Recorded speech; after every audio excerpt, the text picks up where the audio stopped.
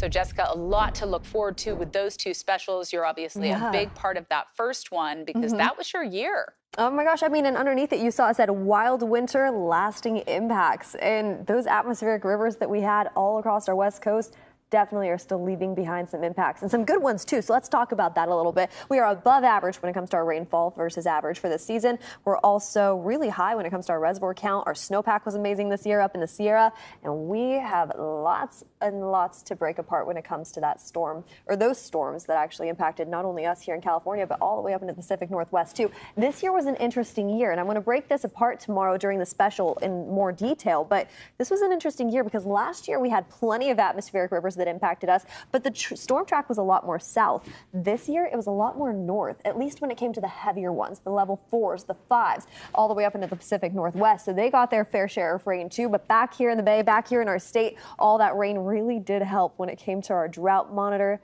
We're officially out of drought conditions, and of course, we are seeing a lot of green out there right now. I mean, look at the Oakland Hills. Look at all the hills around the Bay Area. We've been seeing beautiful, lush life. The California poppies are just in full bloom right now. I was at the Golden Gate Park yesterday, and I just couldn't get over how beautiful this state truly is. And that was just the park, for example. Up in the Marin Headlands, it's gorgeous too. Now, here's what it's looking like as we head into the rest of this weekend, I should say, into early next week. High pressure is going to continue to move its way in, and that is warming us up and drying us up once again as we kick off next week. So the forecast that we have today is very similar to this weekend. I mean, above average temperatures, a mix of sun and clouds, kind of like what we see right now just above me over the Bay Bridge.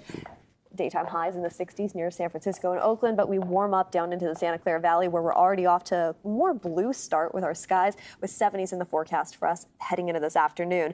And as we head into next week, well, we get a little bit more of a warm up. 80s returning into the Bay Area by Sunday and Monday, and then a big drop down into the 60s heading into late next week with a cold front right around the corner.